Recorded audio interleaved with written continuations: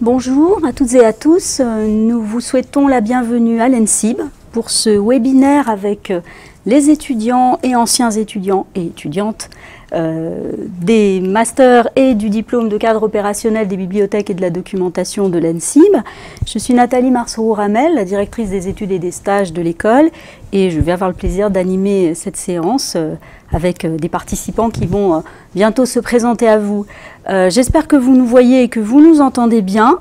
N'hésitez pas à nous le dire s'il y a un problème et à nous le dire par le chat. Vous pouvez nous envoyer vos réactions et surtout vos questions auxquelles nous répondrons, nous tenterons de répondre tout au long de cette séance. Nous avons déjà reçu pas mal de questions, nous ne pourrons peut-être pas répondre à tout parce que nous avons 1 heure pour ce webinaire, mais nous pourrons éventuellement répondre à vos questions ultérieurement. Ce webinaire est la dernière étape, si je puis dire, d'un ensemble de manifestations qui s'appelle OpenENSIB 2018. Pour ceux qui auraient raté les épisodes précédents, nous avons commencé par vous présenter nos formations dans des petites vidéos qui sont d'ailleurs toujours visibles sur la chaîne YouTube de l'école. Ensuite, nous vous avons invité à un premier webinaire avec l'équipe pédagogique des masters et du diplôme COBD, cadre opérationnel des bibliothèques et de la documentation. Nous l'abrégeons en COBD, donc vous m'entendrez dire cette abréviation à plusieurs reprises dans la séance, de même que ma voisine représentante du COBD qui va se présenter. Nous avons ensuite proposé une séance en présentiel à l'ENSIB le 27 avril. Vous pouviez venir visiter les locaux, mais si vous ne l'avez pas fait, eh bien vous avez encore le loisir d'explorer notre site sur lequel les vidéos vous présentent en grande partie ces locaux. Nous sommes d'ailleurs aujourd'hui dans la salle d'innovation, une des salles d'innovation pédagogique de l'ENSIB, une salle récemment rénovée et qui vous donne un aperçu justement de ces locaux qui sont tout à fait agréables. Enfin, je pense que mes voisins et voisines le préciseront eux-mêmes pour le travail en master ou en COBD. Alors l'ENSIB, qu'est-ce que c'est? Mais vraiment en quelques mots, puisque vous avez tout à fait le loisir de vous informer sur l'école via le site web. C'est une école qui est membre du réseau des écoles de service public, une école nationale supérieure des sciences de l'information et des bibliothèques, qui forme à la fois des personnels de bibliothèques, des cadres des bibliothèques, de la fonction publique de l'État et de la ville de Paris. Donc elle forme les personnes qui ont réussi le concours de bibliothécaire ou le concours de conservateur d'État. Elle propose des masters et des diplômes d'établissement que nous allons vous présenter ce soir. Et elle propose également tout un programme de formation tout au long de la vie qui permet justement aux cadres de continuer à se former tout au long de leur carrière dans les sciences de l'information, des bibliothèques et de la documentation.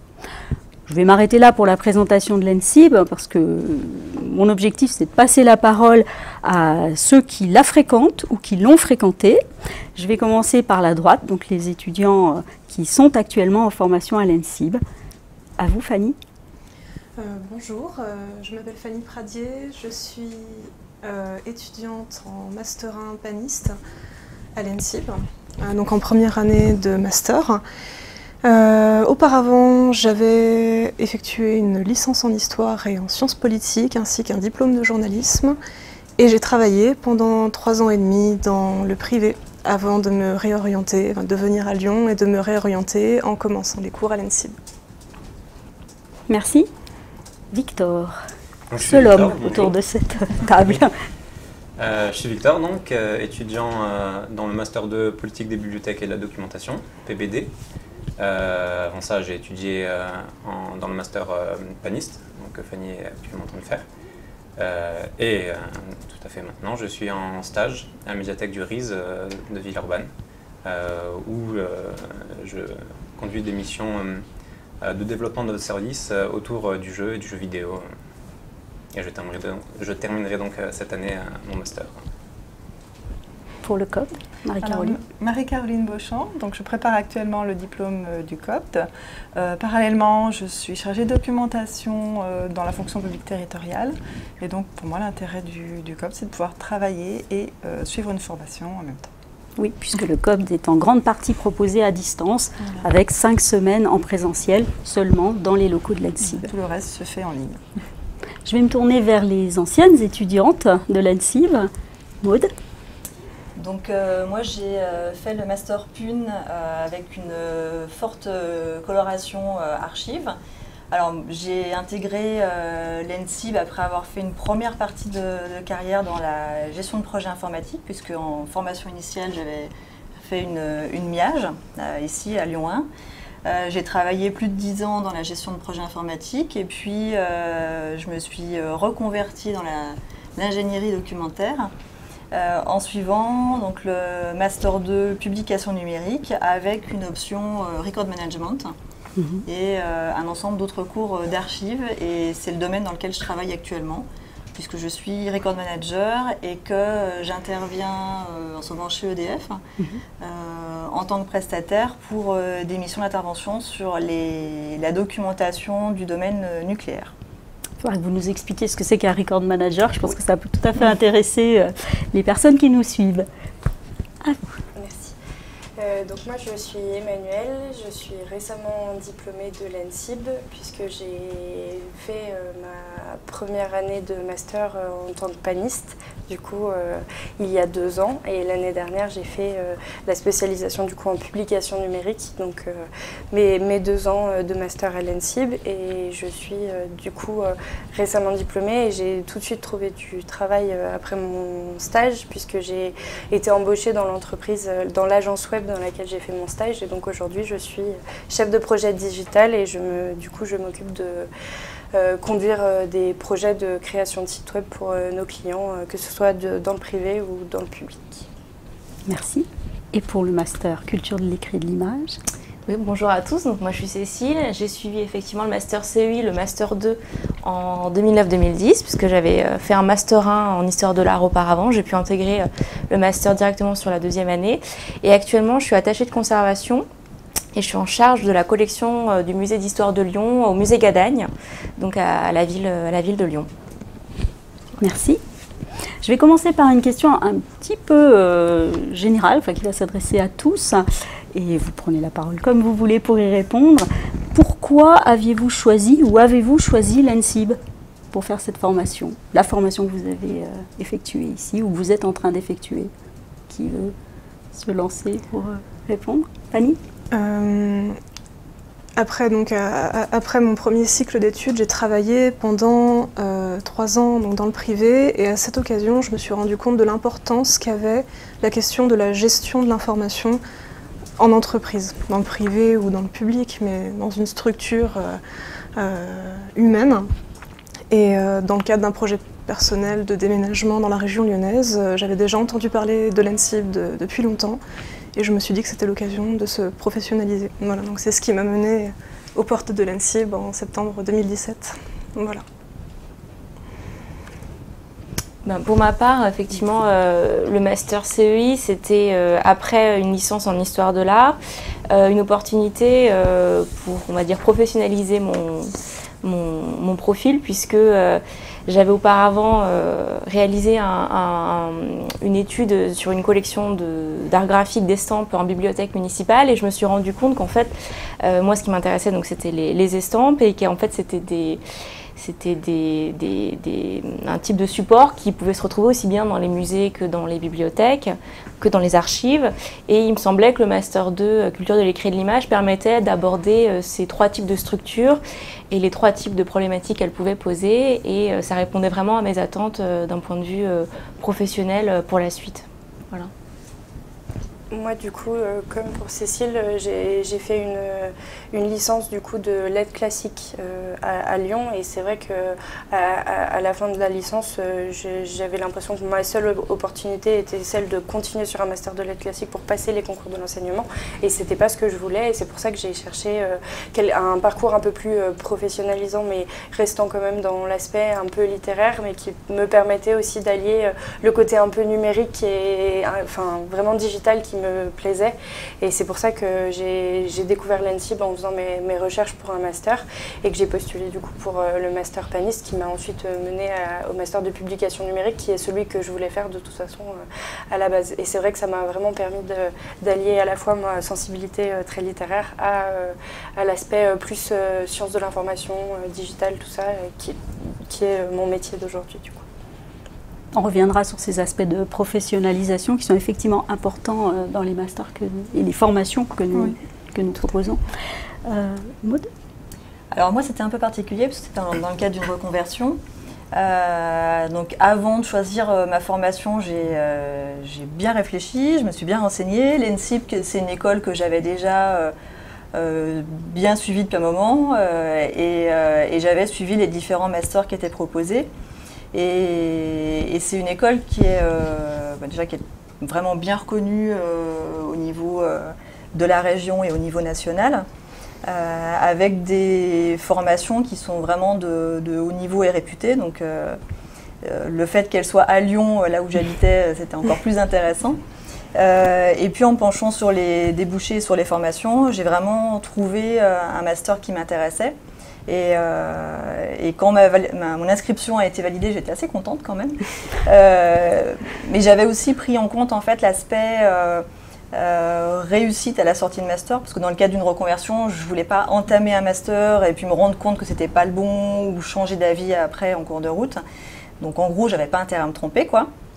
Et le master de l'ENSIB réunissait en fait tous les critères qui me permettaient de faire une bonne reconversion.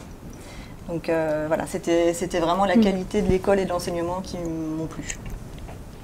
Oui, c'est un petit peu ça aussi, la réputation de l'ENSIB. Je connaissais déjà l'école et c'est vrai que ce qui m'a intéressé aussi dans le cadre du COPT, c'est l'aspect pratico-pratique. Oui. Et le fait que nos enseignants, ce sont des bibliothécaires, des conservateurs qui viennent et qui nous parlent de leur métier. Et c'est vraiment quelque chose que j'ai trouvé très intéressant. Merci. Alors, pour celles qui sont déjà sorties du master, est-ce que vous avez trouvé facilement un emploi? On parlait de professionnalisation tout à l'heure.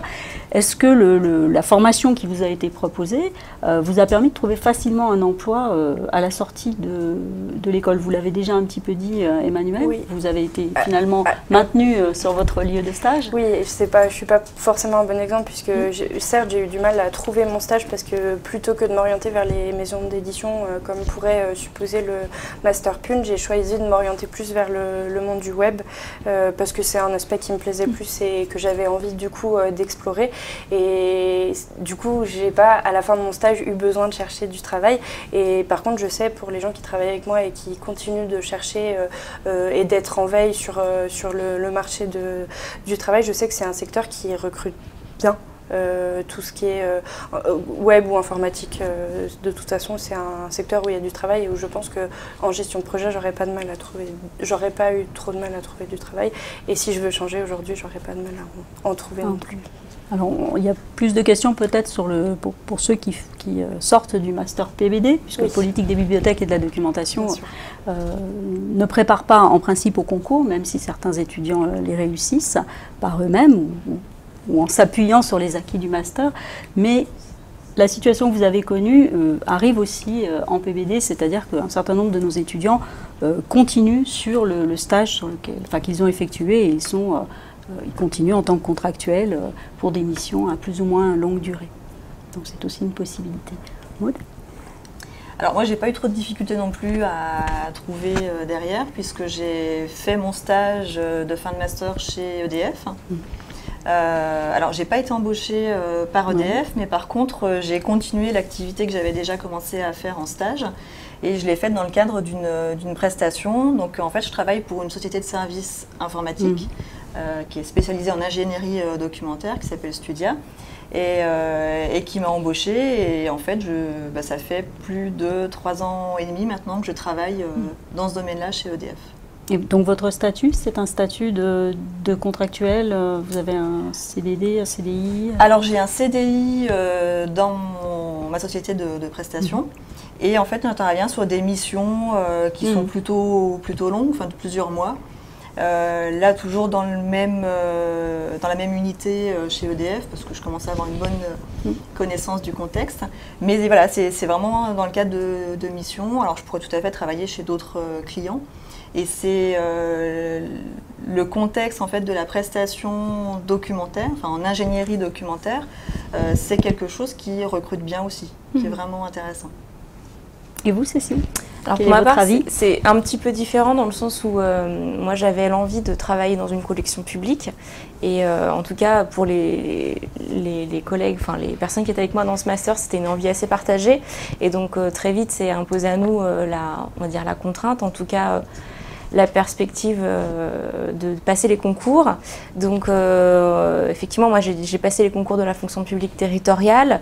On va dire que si on peut assimiler ça à trouver un emploi, je les ai eus très rapidement puisque j'ai passé adjoint du patrimoine, assistant de conservation, puis attaché de conservation. Donc très vite après la sortie du master, j'ai obtenu ces concours et j'ai pu rentrer du coup dans la fonction publique territoriale. Pas effectivement exactement sur le type de poste auquel je prétendais au départ, mais ça m'a permis de gravir les échelons petit à petit. Donc oui, j'ai trouvé un emploi assez rapidement avec la condition d'avoir passé le concours avant. Effectivement, le concours est parfois, enfin, si on veut travailler dans la fonction publique de l'État, ou des collectivités territoriales, le concours est beaucoup une voie d'accès, même si ça n'est pas la seule, évidemment. Cette question de l'insertion professionnelle future, vous devez déjà l'avoir en tête, en tout cas Victor et Fanny, est-ce que ça a joué dans votre décision de venir à l'ENSIB et est-ce que vous vous y retrouvez actuellement dans les cours que vous suivez? Alors oui, tout à fait. Je suis assez en accord avec ce que Maud disait tout à l'heure, dans le cadre d'une reconversion notamment. Le choix du master, après avoir consulté donc, les offres de master disponibles sur le site de l'ENSIB, la qualité des masters enseignés et le côté professionnalisant m'a semblé assez évident. Et ce choix a été fait justement dans cette perspective, pouvoir se professionnaliser et trouver assez rapidement, je l'espère, du travail à la sortie du master, tout à fait. Oui, c'est mon cas aussi. Apparemment, je suis le seul à avoir encore jamais travaillé dans un poste. Et du coup, en fait, cette perspective de travailler, je l'ai découverte et c'est ce qui m'a donné envie de venir à l'ENSIB. Et c'est vraiment affirmé pendant que j'y ai étudié et pendant que là, effectivement, j'y ai étudié en stage. Avant de venir à l'ENSIB, en fait, j'ai fait d'autres diplômes. J'ai étudié en classe préparatoire, puis j'ai étudié la philosophie, donc a priori... Ça mène à tout. Et arrivé un peu en bout de parcours, à la fin de mon master de philosophie, j'avais pas vraiment de perspective professionnelle en dehors de celle de l'enseignement. Et c'était pas une façon qui me correspondait. Je voulais faire de la médiation des savoirs, mais pas sous la forme d'enseignement comme on en trouve dans l'éducation nationale. Et il m'a semblé, en fréquentant des bibliothèques, c'était aussi un lieu où on pouvait se prêter à la médiation des savoirs et sous plein de formes. Et c'est ça qui m'a vraiment donné envie de me diriger vers faire les métiers des bibliothèques. Et mon stage actuellement le confirme vraiment. Pour vous, Marie-Caroline, la situation est un peu différente puisque vous travaillez déjà, mais est-ce que dans la formation que vous suivez en ce moment, il y a des éléments qui vous paraissent favoriser votre évolution professionnelle, parce que c'est finalement pour ça que vous avez choisi de Bien sûr, oui. Je souhaiterais sans doute me reconvertir plus dans le domaine des bibliothèques, alors qu'actuellement je suis plus dans la documentation. Et il y a vraiment des éléments, je pense, qui vont m'aider, notamment le stage que l'on doit effectuer dans le cadre du COBD, qui est un stage d'1 mois. C'est assez court, mais en même temps, ça va être, on a une mission à mener et je pense que là aussi, ce sera encore très professionnalisant et ça permettra aussi de créer un réseau, tout simplement. Donc, je pense que ça va m'aider à poursuivre mon évolution professionnelle, tout à fait. Alors, tous les stages sont des stages à mission. Je ne sais pas si vous voulez reparler peut-être des stages que vous avez pu suivre ici, des missions particulières qui vous ont été confiées. Alors pour ma part, moi j'avais pas de stage obligatoire puisque j'étais en master recherche. Le stage n'était pas obligatoire, mais effectivement. Alors qu'il l'est maintenant. Il l'est maintenant, très bien. Dans toutes les formations. Je trouve que c'est effectivement une nouvelle maquette. Ça c'est vraiment très chouette parce que effectivement le master, il me semble que c'est vraiment une voie royale pour mettre un pied dans le monde professionnel et puis pour enfin donner du sens et de la matière un petit peu à tout ce qu'on a pu apprendre en cours. Et moi, pour ma part, j'ai fait un stage à la bibliothèque municipale, au fonds ancien de la bibliothèque municipale de Lyon. Et effectivement, j'ai pu travailler pendant 2 mois à l'inventaire d'une partie de la collection du fonds des stands de la bibliothèque. Donc effectivement, une mission très concrète et mise en application directement sur le site Numério de la ville. Donc voilà, très concret. D'autres retours éventuellement sur les stages suivis? Moi, la mission Emmanuel, que j'ai eue en stage est celle que je fais aujourd'hui, donc ça m'a vraiment préparé à mon travail d'aujourd'hui. Dans la continuité. Oui, et vu que c'est vraiment de la gestion de projet, c'est quelque chose que j'avais appris à l'ENSIB à travers du coup nos 6 mois de projet en première année du coup paniste. Et c'est vrai que du coup c'est ce qui m'avait montré que j'avais envie de faire la gestion de projet.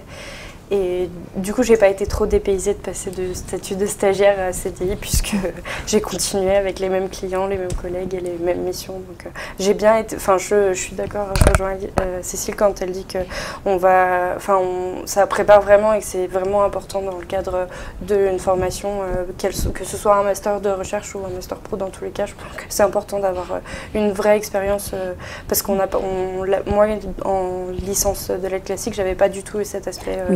C'est assez normal. Voilà, de stage, et je pense que c'est super d'avoir une formation qui nous permet de vraiment travailler en situation et de comprendre et de se rendre compte à quel point c'est important.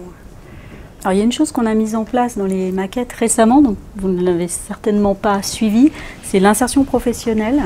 Donc vous, Fanny, et vous aussi, Victor, vous avez dû suivre un module d'insertion professionnelle. Tout à fait. Votre retour, enfin si vous souhaitez. Bien sûr.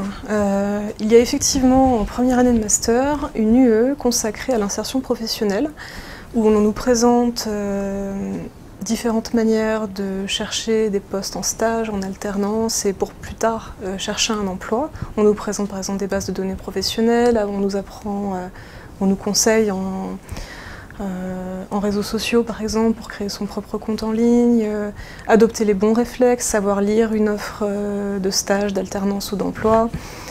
Et on nous prépare d'une certaine manière à se projeter dans cette recherche d'emploi futur, ou même de manière très actuelle, par exemple chercher un stage pour cet été, même s'il est optionnel, ou une alternance pour l'année prochaine.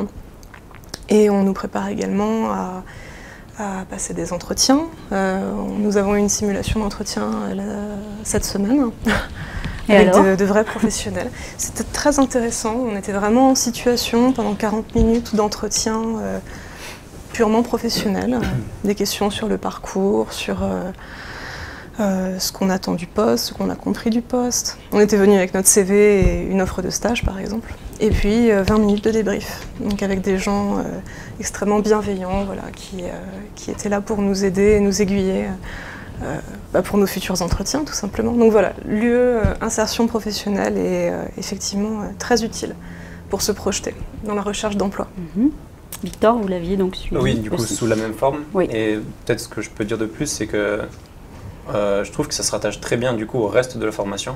Parce qu'à l'ENSIB, on découvre non seulement, on apprend à développer des compétences qui nous mettent en mesure de travailler, donc de devenir des professionnels des sciences de l'information, mais on découvre aussi un environnement professionnel avec ses contraintes, ses normes. On est confronté à des professionnels qui viennent nous dispenser des enseignements, donc là encore, c'est des personnes qui nous parlent de l'environnement tel qu'ils le connaissent, tel qu'ils y travaillent, et tel que nous, on sera amenés ensuite à le découvrir. Donc en fait, la profession, elle est vraiment partout et elle est vraiment enseignée sous toutes ses formes. Et le module, les modules rattachés à l'UE insertion professionnelle viennent vraiment compléter et enrober tout ce conditionnement qui est très, très intéressant. Est-ce que vous avez envie de parler un petit peu des contenus que vous avez suivis? Alors ils ont peut-être évolué depuis que vous avez suivi la formation, encore que vous l'avez suivi assez récemment, et vous êtes engagé dans la formation. Est-ce qu'il y a des choses qui vous paraissent particulièrement intéressantes et que vous auriez envie de mettre en avant, ou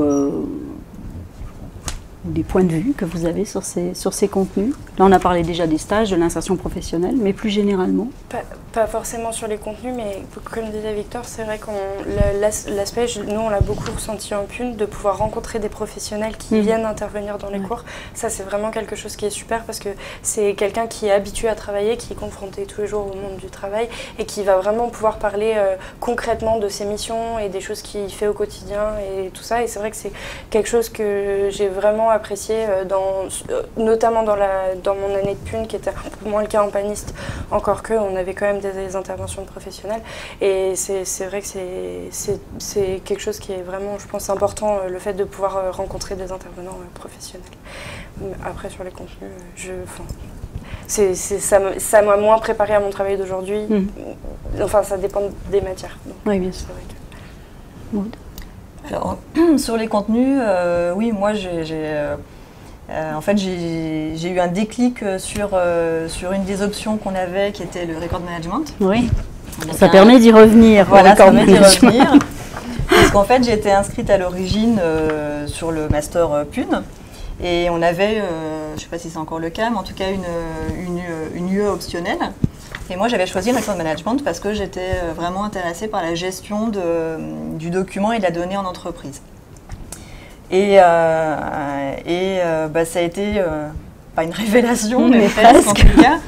La responsable de l'UE, qui était Céline Guyon, réussissait vraiment à faire passer sa passion du sujet.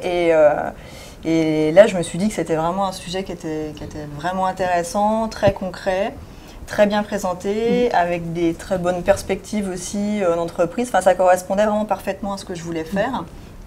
Et en fait, c'est à la suite de cette première UE de Record Management que j'ai finalement suivi toutes les UE du Master 2 ARN, et c'est ce qui a vraiment donné la couleur particulière à mon Master 2 et à la suite de mon parcours professionnel. Alors aujourd'hui, il n'y a plus d'options en deuxième année, il y a des choix d'options possibles en première année paniste. Mais il n'y en a plus en deuxième année. Mais Céline Guyon enseigne toujours le record management. Elle est maintenant professeure associée à l'ENSIB, et elle intervient beaucoup dans le master ARN, comme précédemment. Et pour vous, Cécile? Pour moi, oui, effectivement, je te rejoins sur l'idée de rencontrer des professionnels qui nous ont dispensé des enseignements. C'est ce qui, moi, m'a le plus enrichi. Ce qui m'a aussi permis de trouver un stage, d'ailleurs, parce qu'un de nos enseignants, c'est la personne qui m'a proposé de suivre un stage à la suite de ça.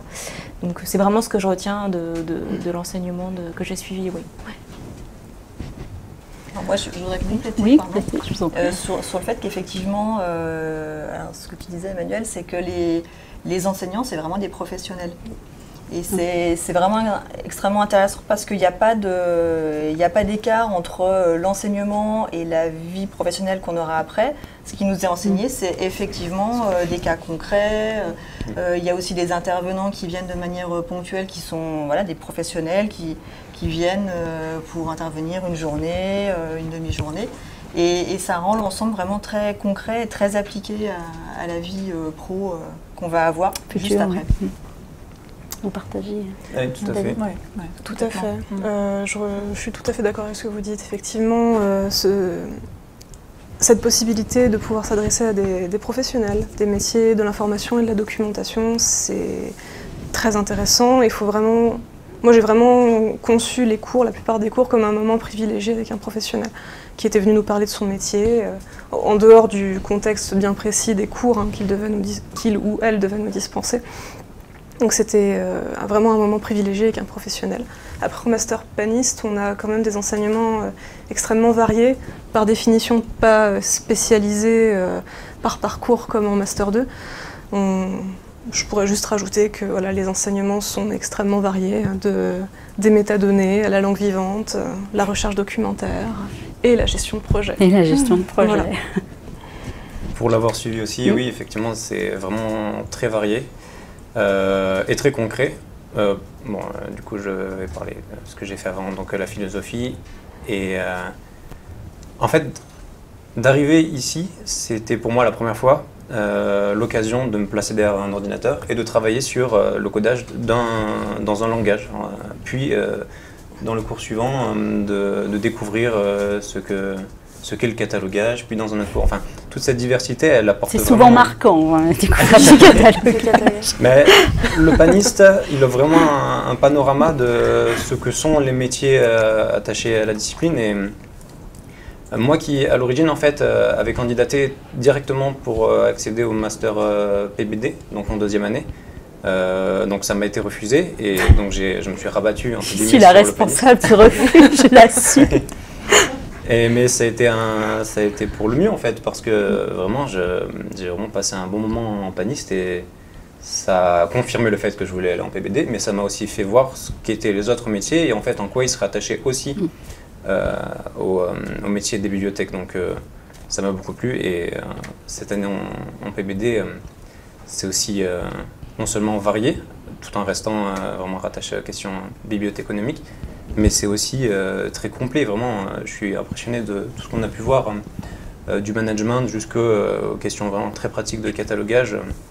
On a vraiment un panorama de tout ce qu'est le métier, sous toutes ses formes, les questions plus relationnelles, communicationnelles, les parties très documentaires, comment conduire une politique, stratégique. Enfin, c'est vraiment très très très complet. Et je pense que ça forme non seulement à la pratique ensuite du métier, mais aussi, comme vous l'évoquiez tout à l'heure, à la préparation, même si la formation n'y est pas destinée, à la préparation des concours, parce qu'elle offre vraiment un panorama et une culture professionnelle vraiment très riche et très solide, il me semble.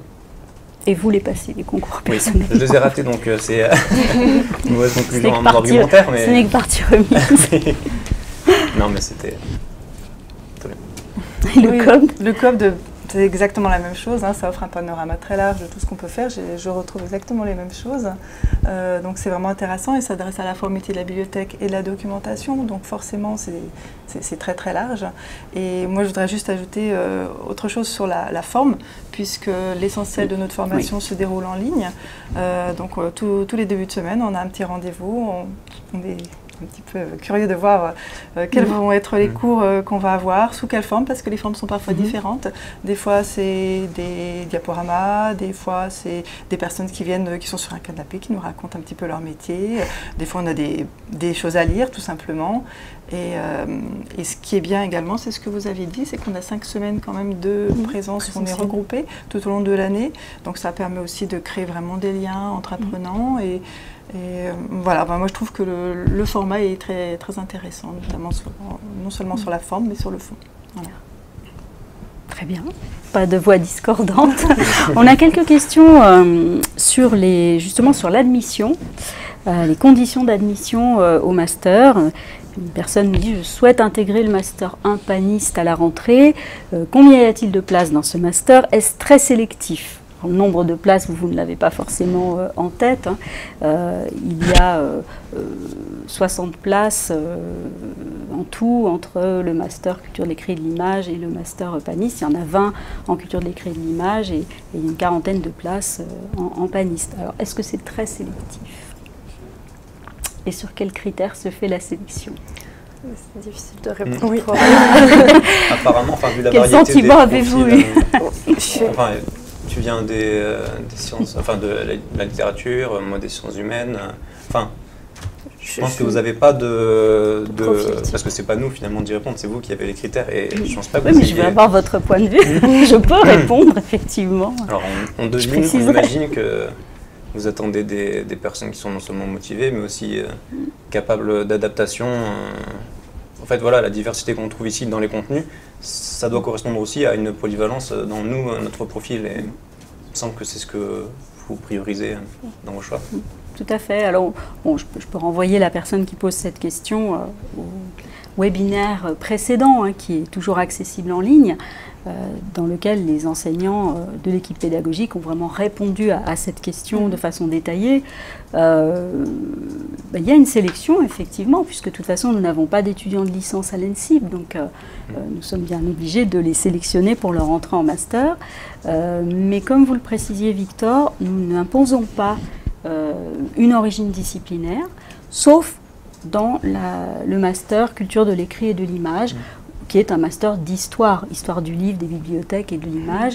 Et il faut avoir fait des études d'histoire de façon majoritaire avant. C'est une préconisation absolue des responsables de ce master. Mais dans le master paniste et ensuite dans les parcours qui suivent et en COBD, c'est vraiment la motivation, l'originalité aussi parfois du parcours antérieur, les visées professionnelles qui sont mises en avant dans le courrier de motivation qui vont être particulièrement étudiées. Puis on demande d'avoir aussi quand même des résultats d'un bon niveau parce que ce sont des masters assez denses qui combinent des aspects techniques et des aspects plus communicationnels ou littéraires. Donc on demande d'avoir une moyenne d'environ 12 sur 20, au moins 12 sur 20 aux diplômes qui ont été préparés avant, ce qui assure d'une certaine capacité de travail et de résultats une fois arrivé à l'ENSIB. En tout cas, moi, justement, je compléterai en disant que c'était justement, c'est ce que dit Victor, c'est intéressant parce qu'il n'y a pas de profil type. Non, ENSIB, en effet. Et il y a vraiment une diversité de profils, de parcours précédents. Et je trouve que, enfin, je pense que ça amène, alors quand on est étudiant, c'est intéressant parce qu'on voit plein de parcours, plein de profils, et c'est forcément enrichissant. Et je trouve que ça amène beaucoup de diversité et de fraîcheur aussi, de dynamisme, à la fois en tant qu'étudiant et même après quand on discute avec des élèves qui sont déjà diplômés, on est des fois parfois étonnés des parcours. Oui, c'est vrai. Alors moi, je ne sais pas si du coup les critères ont changé, mais justement moi j'avais aussi remarqué et apprécié que dans mon master, on était aussi bien, il y avait une majorité effectivement d'historiens. Moi pour ma part, j'étais historienne de l'art, enfin, en tout cas j'avais suivi histoire de l'art. Et j'avais aussi des collègues qui provenaient de lettres classiques ou lettres modernes. Donc effectivement, il me semble que vous avez une diversité. Oui, rien n'empêche les littéraires de candidater, mais il est vrai que c'est quand même un master qui fait suite à de l'histoire ou à de l'histoire de l'art. Donc il faut quand même avoir des bases solides dans ce domaine-là et quelques rudiments de latin, dirait mon collègue Dominique Vary, qui pilote ce master, parce qu'il faut être capable de lire quand même une page en latin et de comprendre à peu près ce dont il s'agit. Donc ça fait partie des critères. Mais il y a une formation au latin, au déchiffrage d'une page de titre en latin à l'arrivée dans le master. Est-ce que, à votre avis, l'expérience professionnelle antérieure est un plus pour être admis en master? Là aussi, vous allez me dire que ce n'est pas tellement vous qui pouvez répondre, mais pour celles et ceux qui avaient... expérience antérieure, oui. Du coup. Voilà. Oui. Moi, je sais que quand j'ai fait ma première année à l'ENSIB, du coup, en paniste, on était très majoritairement sortis de licence. Il y avait très peu de reconversion professionnelle, ou en tout cas de gens qui avaient déjà travaillé. On n'était pas tous sortis de licence, mais c'était la grande majorité des gens qui avaient fait une licence, souvent en sciences humaines d'ailleurs, que ce soit en lettres, en histoire ou en philo, et qui voulaient se réorienter vers quelque chose d'un peu plus concret, un peu plus professionnalisant, il me semble. Donc oui, je pense que ça peut être un plus, mais c'est pas un prérequis,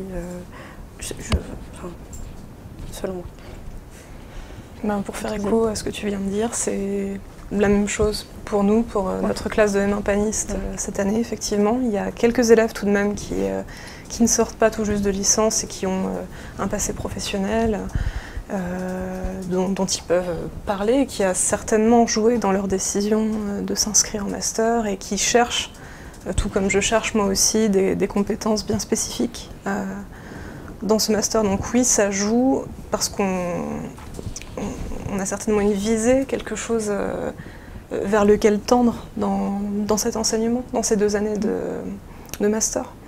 De là à dire que ça joue pour la sélection, je ne sais pas, mais... Jouer plus en PBD. Si la personne est inquiète parce qu'elle a petite expérience professionnelle et qu'elle se demande si elle pourra avec ça accéder au master. Moi, en l'occurrence, j'avais jamais travaillé en dehors de l'usine les étés et d'une petite expérience d'1 mois de stage Oui, de tout de même. découverte, d'observation Qui est imposé en PBD. qui Il est faut imposé en avoir PBD, mais une que j'ai petite fait moi expérience. dans mon cursus. Dans mon cursus de philosophie, qui était ex-cursus en fait, parce que voilà, ça avait absolument rien à voir avec ce que j'ai étudié, avec le mémoire que je faisais. C'était vraiment pour découvrir. J'ai pendant un mois été en stage dans une bibliothèque départementale de Pré, et ça m'a parfaitement convaincu dans mon envie d'y travailler. Mais après, voilà, je ne sais pas si ça a pesé, parce que c'était pas une expérience professionnelle, et c'était de la découverte, et en tout cas ça a peut-être convaincu parce que ça m'a donné une motivation que j'ai peut-être bien exprimée dans ma lettre. En tout cas, ça m'a donné ça, oui. Oui. Donc si une petite expérience professionnelle vous rend suffisamment motivé pour candidater, oui, ça doit pouvoir être décisif. Quand même important, les métiers sont complexes. On parlait tout à l'heure du record management, qui est un métier qui apparaît. Enfin, ça fait partie de ces nouveaux métiers des sciences de l'information. Il faut tout de même peut-être savoir vers quoi on va aller, donc se renseigner préalablement sur les métiers auxquels on forme dans ces masters. Alors vous êtes déjà une professionnelle, donc votre expérience professionnelle, oui, a joué dans la sélection. Oui, ça, je pense que ça joue aussi. Mais c'est vrai que dans le COBD, il y a aussi des personnes qui sont en préparation de concours, qui sortent de la fac. Donc j'ai l'impression qu'on est un peu moitié-moitié presque sur le COBD, vous avez raison, des personnes qui sont professionnelles déjà et des personnes qui sortent de la fac ou qui sont en préparation de concours. On est 14. Petite promotion. Hein. Dans les M2, c'est un petit peu la même chose. On est entre 12 et 20 par promotion de M2, donc un peu plus nombreux en M1 évidemment.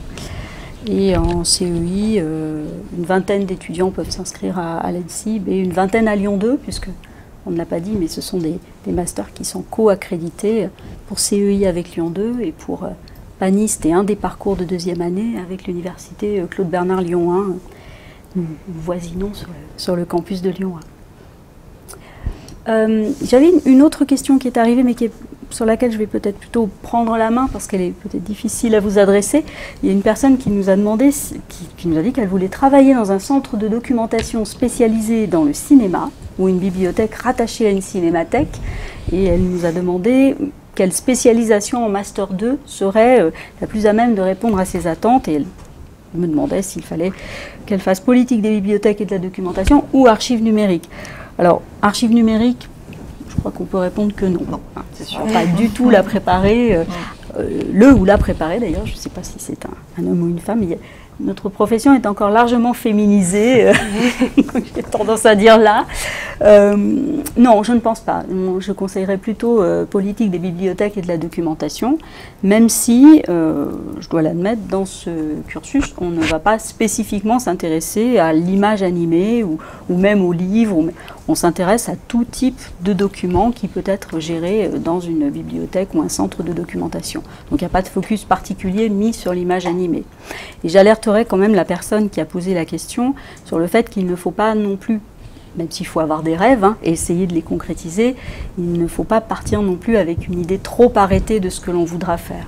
Je ne sais pas si vous avez envie de réagir à ça, mais dire qu'on va vouloir travailler déjà dans un centre de documentation spécialisé dans le cinéma ou dans l'égyptologie, j'ai eu aussi ce type de questions en ligne il n'y a pas longtemps. Est-ce que ce n'est pas un peu dangereux? Les métiers évoluent beaucoup. Ça peut être une perspective à terme, oui. Mais tout de suite à la sortie si on attend à la sortie du master de pouvoir immédiatement travailler dans cet environnement-là avec ce type de collection, c'est peut-être risqué en fait, oui. Enfin, on sera peut-être déçu de se dire que la formation n'y a pas conduit, alors que c'est le contexte professionnel et pas la formation qui sera en cause. Par contre, comme vous le disiez, c'est PBD, il nous donne vraiment des outils, des connaissances, et le fond, la spécialisation du fond, elle viendra en plus si la personne a un amour pour le cinéma et qu'elle se documente de son côté sur ces questions. Elle saura, grâce au master, le rattacher aux outils qui permettent d'en faire la gestion et de le valoriser. Donc sur la partie très technique, stratégique, la personne sera formée, oui. Je peux rebondir sur ce que tu dis. Je pense que quelqu'un qui souhaite se spécialiser dans un domaine bien particulier,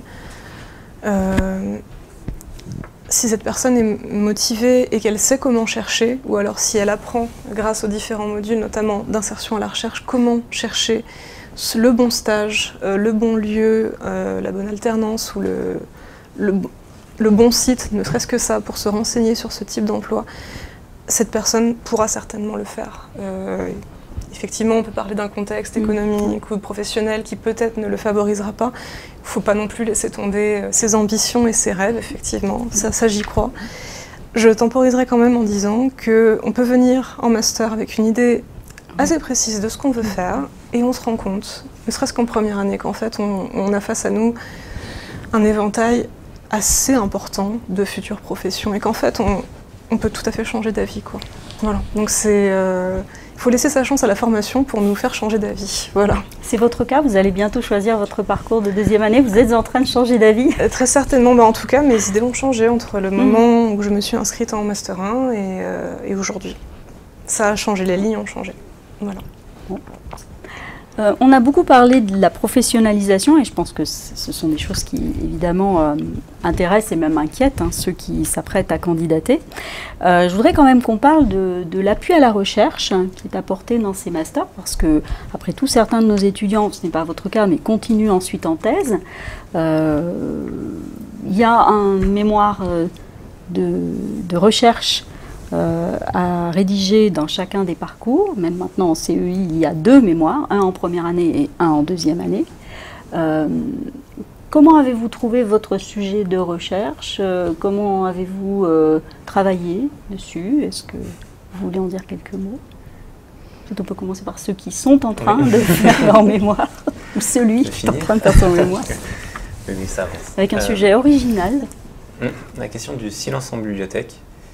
Que j'ai trouvé, pour ce qui m'a paru original et que j'avais envie de m'y lancer.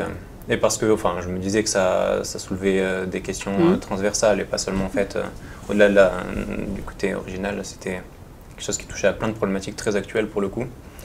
Alors plutôt que de parler du choix du sujet, je peux peut-être parler de l'accompagnement qui est fait autour de la recherche, en tout cas dans les masters. Une UE est dédiée à l'initiation à la recherche, donc. On y apprend une méthodologie qui nous permet ensuite de venir à bout de notre mémoire.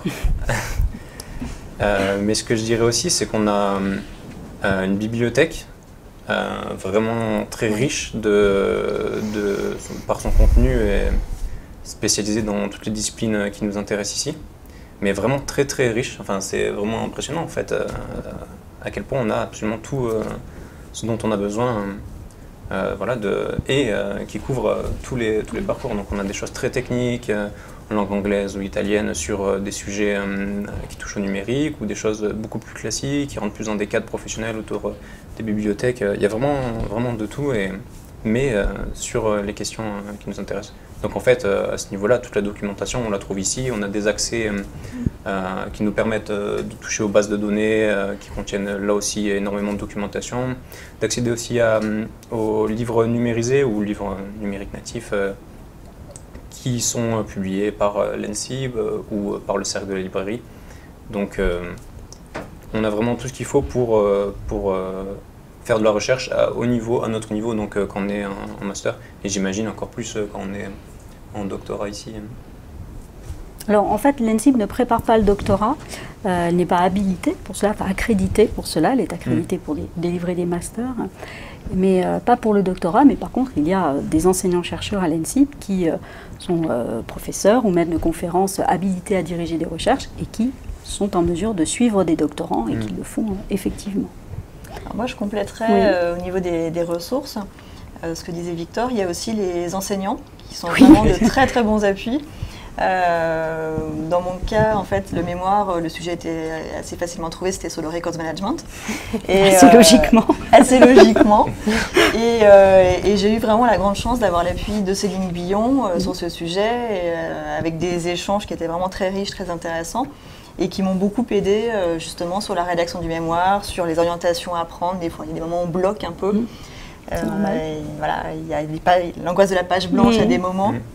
Et voilà, elle était vraiment... J'entends des approbations à gauche. Et voilà, il y a vraiment cette aide-là qui permet de se dire, bon, voilà, c'est un gros pavé, mémoire, c'est compliqué, mais ça permet d'avancer quand même sereinement, finalement, et d'arriver jusqu'au bout. Oui, puis pour ceux qui ne veulent pas poursuivre dans de la recherche, ça aurait été une première expérience de la recherche, même si elle n'est pas forcément concluante. Pas concluante. Il y a des gens qui ne sont pas destinés à la recherche, mais et qui ont fait une expérience de la recherche et qui on leur a indiqué qu'ils ne veulent pas continuer dans la recherche.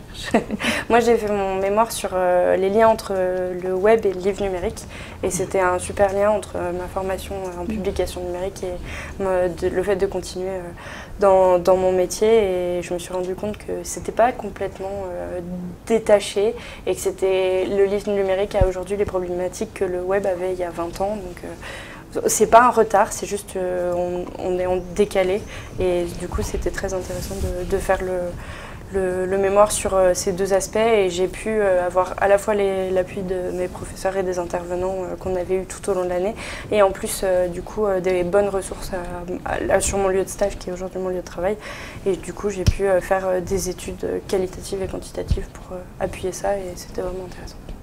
Cécile, vous aviez donc un moi j'avais mémoire de recherche, un mémoire de recherche effectivement assez conséquent, et là encore c'est effectivement un des intervenants avec qui que j'ai rencontré, qui m'a proposé un sujet, et donc la bibliothèque municipale, donc ça s'est fait très naturellement, et vraiment dans une perspective aussi professionnalisante, et c'était un peu donnant-donnant, c'est-à-dire qu'à la fois pour moi c'était un vrai sujet de recherche qui m'intéressait, qui était dans la continuité de mon travail de recherche de Master 1, et pour lui c'était aussi la possibilité d'avoir une étudiante spécialisée dans ce domaine-là, et un travail de qualité qui pouvait concrètement servir à la bibliothèque. Donc c'était vraiment un travail donnant-donnant, et je dirais presque à un moment donné, un travail d'égal à égal, enfin en tout cas on s'est vraiment trouvé l'un et l'autre, et donc c'est le fait de pouvoir rencontrer cette personne qui m'a permis de développer un vrai mémoire de recherche qui a pu être appliqué, et qui même après a pu découler sur une proposition de poste à la bibliothèque municipale. Donc c'était vraiment un fil assez fluide. Oui. Alors pas de mémoire en COBD, mais on a un dossier documentaire en ligne à réaliser. Je ne peux pas en dire beaucoup pour le moment parce qu'on n'a pas encore commencé. On est tout juste en train de réfléchir à des sujets et des choses qui émergent, mais pour l'instant, ce n'est pas encore très précis. Mais je pense que ça va être intéressant. Chaque année, il y a des choses très intéressantes. Un outil web, et je pense qu'on va encore apprendre pas mal de choses. Et le sujet est laissé à notre libre choix également. Oui. Oui, mais c'est la même chose d'ailleurs pour les mémoires. On peut aider à définir des sujets, mais bien sûr, il s'agit de s'emparer d'un sujet qui vous intéresse. Alors, on a beaucoup parlé des études, on est presque arrivé au terme de cette heure, mais la vie étudiante à l'ENSIB, il y a autre chose que les études à l'ENSIB. Alors, qu'est-ce qu'il y a? Qu'est-ce qu'il y a? Eh ben, il y a un BDE, par exemple. Oui, il y a un BDE. Et oui, il y a un bureau des étudiants. Il y a un bureau des étudiants qui propose, comme souvent, des sorties, des moments de regroupement entre élèves où c'est toujours très convivial et chaleureux, mais également, par exemple, des billets pour des sorties culturelles, des ballets, ou des sorties de ce type. Voilà, donc c'est très agréable d'avoir cet appui-là à l'école.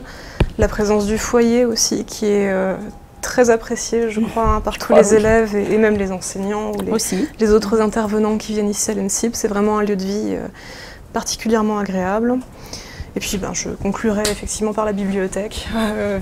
Que ce soit pour la recherche, les cours ou pour soi, c'est un lieu particulièrement agréable où venir. Voilà. Même les locaux dans l'ensemble sont quand même super agréables. C'est un cadre de travail super qui favorise le travail en groupe, les possibilités des salles qui sont super équipées et qui peuvent être déplacées en fonction des besoins. Enfin, les locaux de toute façon je vois qu'en plus la salle a été refaite. Il y a vraiment des moyens qui sont mis pour qu'on se sente bien. Et ce n'est qu'un début. Nous allons continuer. Même le jardin partagé. Et le jardin, oui. Vous y contribuez? J'y ai contribué. Bravo. Je vois son compost. D'accord. Je ne vous ai guère vu jardiner, mais bon, je ne surveille pas. C'est des petits détails, peut-être aussi le simple fait qu'il y a un endroit où garer son vélo et un abri sécurisé pour garer son vélo. Enfin voilà, je viens à vélo à l'ENSIB et c'est particulièrement agréable de confier mon vélo dans cet abri. C'est super. Voilà. Il est récent d'ailleurs, l'abri à vélo, il a moins d'1 an. C'est un projet qui a été mené l'année dernière. Et d'ailleurs, c'est tellement agréable qu'on y revient avec plaisir. Pour les anciens, ça marche bien. Je le constate. Bon, s'il n'y a plus de questions et si vous n'avez plus rien à dire sur ce parcours de master que vous avez suivi ou que vous êtes en train de suivre, y compris pour le COBD à l'ENSIB, nous allons conclure en rappelant que les admissions sont en cours et que vous avez jusqu'au 13 juin pour candidater. Et la commission, alors si vous êtes un étudiant français, résident en France ou un étudiant étranger résident en France, puisque la campagne destinée aux étudiants étrangers résidant à l'étranger est terminée. Ils ont besoin de savoir très vite leur réponse et de pouvoir obtenir des visas éventuellement. Donc cette partie-là de la campagne d'admission est terminée. L'autre est en cours jusqu'au 13 juin et la commission rendra ses avis le 22 juin. Un mot de la fin que je vous laisse. Écoutez, c'est une belle expérience, ça vaut le coup de la tenter. Merci Fanny. Autre chose? Non, oui, vraiment, si vous avez une hésitation, faut la concrétiser et se lancer, candidater, ça coûte absolument rien. Et si vous avez vraiment la motivation, les ressources, même toute petite expérience que vous aurez, vous serez en mesure de montrer riche, faites-le et rejoignez l'ENSIB. Et dans le cadre d'une reprise d'études, d'une réorientation, c'est vraiment dynamisant. Donc, pareil, je le conseille aussi. Et si vous avez des questions, je pense qu'il ne faut pas hésiter à nous demander, anciens étudiants, poser des questions. Enfin, moi, je sais que j'avais eu pas mal de questions sur les étudiants qui sont cette année en PUN ou en paniste et qui voulaient se spécialiser en PUN. Je parle pour moi, je ne veux pas m'engager pour les autres, mais je suis vraiment ouverte. Il ne faut pas hésiter à envoyer des questions sur les réseaux sociaux ou LinkedIn. Je suis dispo pour répondre aux questions. Je pense que c'est le sentiment général, si on est là, de toute façon, c'est pour rassurer. Oui, alors c'est effectivement un atout aussi de l'ENSIB, c'est qu'il y a un réseau des anciens qui est assez fort et qu'il ne faut pas hésiter à solliciter de manière générale. Et il y a vraiment l'esprit d'aller aider régulièrement, même entre nous. Il y a un réseau des anciens, on se fait des messages, on publie des annonces. Enfin, voilà. Il y a aussi cet esprit, un peu cet esprit de corps qui est à l'ENSIB et qui reste après. Oui, non, peut-être conclure en disant qu'effectivement, l'ENSIB, finalement, ça mène à beaucoup de choses. Je pense que beaucoup d'entre nous sont rentrés, certains sont peut-être rentrés avec une idée en tête ou justement pas forcément d'idée, en tout cas une envie d'aller vers quelque chose sans forcément que ce soit très bien dessiné. Et puis au final, moi j'étais venue pour travailler sur un fond destin dans une bibliothèque et maintenant je suis chargée de collection 3D, donc tableaux, sculptures dans un musée. Donc ça mène à tout. Ça mène à tout. Je vous remercie tous les 6. Ça a été un plaisir d'animer cette session avec vous. Je ne voudrais pas terminer sans remercier ceux qui sont derrière la caméra ce soir, qui ont organisé ces webinaires et tous ces événements OpenENSIB 2018. Donc Liliane Mirmont, Alice Gobillot au bureau des stages et de l'insertion professionnelle, Robin Chauchot de la direction de la valorisation qui est en ligne avec vous sur le chat, et Jacqueline Lavandier qui est à la manœuvre pour filmer et diffuser l'ensemble de cette séance et qui est directrice des systèmes d'information à l'ENSIB. Merci à tous et au plaisir de lire vos dossiers de candidature à partir du 13 juin. Bonsoir.